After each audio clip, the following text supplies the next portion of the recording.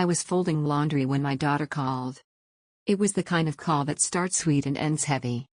"Mom," she said cheerfully, "I've been meaning to talk to you about Christmas." I smiled, even though she couldn't see it. Christmas used to be my favorite, back when the house was loud, the tree leaned a little, and love felt simpler. "I was thinking," she continued, "since you're retired now, you could help out." "Help out how?" I asked. There was a pause. Just long enough to make my stomach tighten. "Well," she said, like she was discussing groceries, "between me, my sisters, and the cousins, there'll be 7 kids. You know. Just for the week." The week. 7 kids. All under 10. Christmas week. "And you'd stay at my place," she added quickly. "That way we can all actually enjoy the holidays for once." I didn't answer right away. My knees ached from standing too long. My hands smelled like detergent. I thought about the night shifts I worked for 20 years. The holidays I spent exhausted. The Christmas mornings I powered through because mothers are expected to. "You want me to babysit 7 kids?" I asked quietly. She laughed. "Babysit sounds so negative. You're their grandma." Something inside me sank. I wasn't invited to Christmas. I was assigned to it. "Mom," she said, her tone changing, "we all need a break." I stared at the pile of laundry, suddenly aware of how tired I felt, not just in my body, but in my life. Because what she didn't ask was whether I needed a break. And what she didn't know was that this Christmas, I was already hanging by a thread. The message came through that night. Not from my daughter directly, but from the family group chat. 7 kids' names listed. Ages. Allergies. Bedtimes. Screen rules. Even a color-coded schedule for naps and meals. At the bottom, one line stood out.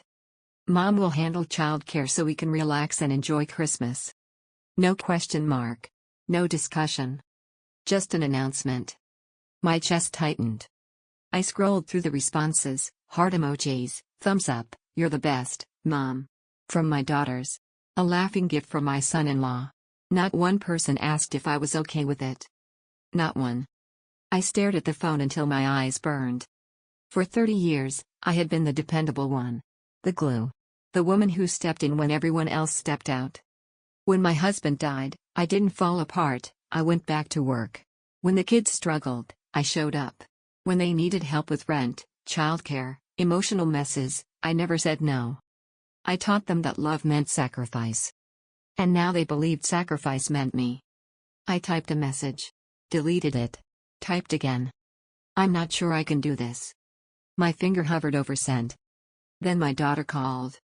"Mom," she said quickly, "I hope you saw the plan. It's really important we're all on the same page." "The same page?" I repeated. "Yes," she said. "You know how stressful the kids are. We just want one peaceful Christmas." Peaceful. For them. "I'm not as young as I used to be," I said carefully. She sighed. "You're stronger than you think. And honestly, it's only fair. You're alone anyway." That sentence hit harder than anything else. Alone. Like my time didn't matter. Like my exhaustion was invisible. I hung up without arguing. That night, I lay in bed staring at the ceiling, realizing something painful. I wasn't being asked to help. I was being expected to disappear into service. And for the first time in my life, I wondered, what would happen if I finale? I didn't sleep much that night. Every time I closed my eyes, I saw the same thing, 7 kids running through a house that wasn't mine, my back aching, my voice hoarse from repeating myself, while the adults laughed somewhere else, free and unbothered. By morning, my body felt heavy. But my mind was clear. I made coffee and sat at the kitchen table, staring at my phone. The group chat was buzzing again, more instructions, more assumptions. "We'll drop the kids off early Christmas Eve. They can stay up late, Mom can handle it. We'll pick them up after New Year's." After New Year's. I felt something rise in my chest. Not anger exactly, something older. Something steadier. I called my daughter. She answered on the second ring. "Hey, Mom. Did you see?" "I can't do it," I said. There was a pause. "What do you mean?" "I mean I can't watch 7 kids over Christmas. Or any week." Her tone hardened. "So what are we supposed to do?" That question said everything. I closed my eyes. You're supposed to parent your children. Silence. Then, disbelief. Wow. I didn't think you'd be selfish about this. Selfish. The word burned, but it didn't stop me. I've given you every holiday, every ounce of energy I had, I said quietly. I'm tired. And I deserve a Christmas too. She scoffed. You're really choosing yourself over family? I swallowed. I'm choosing health. And honesty. She hung up. Within minutes, messages started pouring in, confusion, guilt, anger. One sister wrote, I guess we know where we stand now. My hands shook, but I didn't respond. Because something unexpected happened. I felt lighter. For the first time in decades, I had used a word I was never taught to use. No. And as Christmas lights flickered outside my window, I realized this wasn't just about babysitting. It was about finally stepping out of a role that was slowly breaking me. The days leading up to Christmas felt heavier than I expected. The group chat went silent, too silent. No updates. No apologies. Just absence. The kind that's meant to punish you. I went to the grocery store alone. Wrapped gifts alone. Put up a small tree alone. I told myself I was fine. But the truth is, Christmas is loud when you're surrounded by people, and painfully quiet when you're not. On Christmas Eve, I sat at my kitchen table with a mug of tea, watching snow fall outside the window. For the first time in years, my body wasn't exhausted. But my heart was. At 6:47 p.m., my phone rang. It was my youngest daughter, the one who rarely speaks up. Mom, she said softly, are you really spending Christmas by yourself? I hesitated. I guess so. There was a pause. Then she sighed. I didn't realize how much they were putting on you. I closed my eyes. She continued, I have 2 kids. I'm tired too. But that doesn't mean I get to hand them off and disappear. Tears slipped down my cheeks. I should have said something sooner, she added. We all should have. That night, she came over with her kids. Just 2. No schedules. No expectations. We baked cookies. Watched old movies. Laughed when the cookies burned. It wasn't perfect. It was peaceful. And for the first time, I understood something important.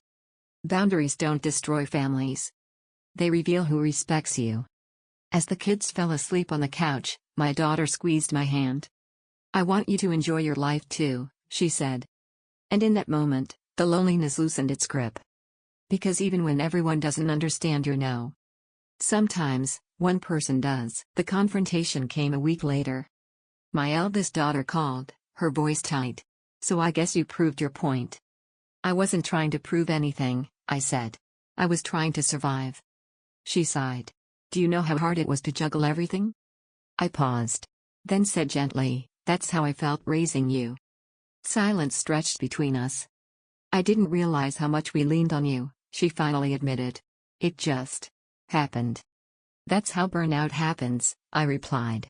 Quietly. We didn't fix everything in one conversation. Families rarely do. But something shifted. Expectations were spoken instead of assumed. Help was offered instead of demanded. The next family gathering was different.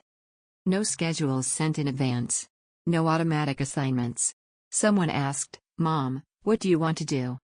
I almost didn't know how to answer. So I told the truth. I want to rest. And laugh. And not feel guilty for it. They nodded. And this time, they listened. Here's the lesson I wish I'd learned sooner, and maybe someone watching needs it now. Being a parent doesn't mean being endlessly available. Being a grandmother doesn't mean being invisible. And love does not require self-erasure. That Christmas, I didn't watch 7 kids.